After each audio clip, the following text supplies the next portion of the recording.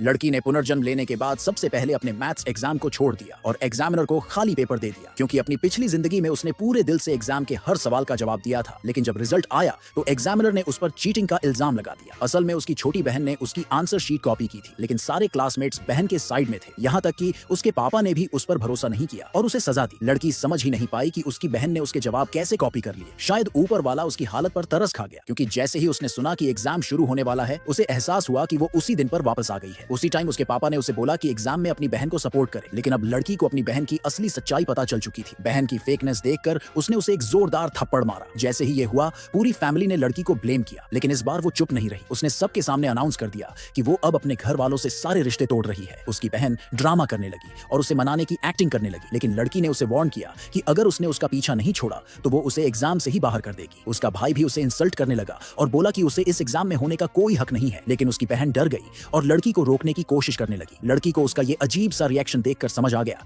कि बहन ने पिछली बार चीटिंग करके ही जीत हासिल की थी। लड़की ने ठान लिया कि वो अब अपनी बहन से बदला जरूर लेगी। जब ऑफिशियल कंपटीशन शुरू हुआ तो पेपर दो पार्ट्स में डिवाइड था, पेपर ए और पेपर बी। अपनी बहन को कॉपी करने से रोकने के लिए लड़की ने जानबूझकर अपनी बहन से अलग पेपर सिलेक्ट किया और प्रॉब्लम सॉल्व करने के लिए एक यूनिक तरीका निकाला। लेकिन जैसे ही उसने ये किया, उसकी बहन ने भी वही पेपर सिलेक्ट कर लिया और लड़की की सॉल्विंग मेथड को सबके सामने एक्सप्लेन कर दिया। लड़की एकदम हैरान रह गई। अपनी बहन को खुश होते देख वो समझ ही नहीं पा रही थी कि उसकी बहन को उसकी सॉल्विंग मेथड कैसे पता चली। लड़की पूरी तरह से परेशान थी कि अब चीटिंग से कैसे बचा जाए। उसे लगा कि शायद वो अपनी किस्मत से भाग सके, इसलिए उसने सोच लिया कि वो खाली पेपर ही सबमिट करेगी। सब लोग शॉक में थे, लेकिन एग्जामिनर ने ऐसा करने से मना कर दिया। जब उसने देखा कि उसकी बहन पैनिक कर रही है और सवालों का जवाब नहीं दे पा रही, तो उसे थोड़ी सेटिस्फैक्शन मिली। डर के मारे कि लोग उसका मजाक ना उड़ाएं, बहन ने टॉयलेट जाने का बहाना बना लिया। एग्जामिनर ने अनाउंस किया कि सिर्फ 10 मिनट बाकी है। लड़की ने सोचा अब तो बहन कॉपी नहीं कर पाएगी, इसलिए वो जल्दी जल्दी अपने जवाब लिखने लगी। लेकिन जैसे ही उसे लगा कि सब कुछ सही लिखा है, उसकी बहन ने भी अपनी शीट जमा कर दी। लड़की फिर से हैरान रह गई। बहन ने कहा कि वो तो पहले ही वापस आ गई थी। एग्जामिनर ने जब उसकी शीट देखी तो वो इंप्रेस हो गया और सारे क्लासमेट्स भी बहन की तारीफ करने लगे। लड़की को लगा कि वो फिर से उस गलत इल्जाम से नहीं बच पाएगी। बहन ने लड़की को उकसाया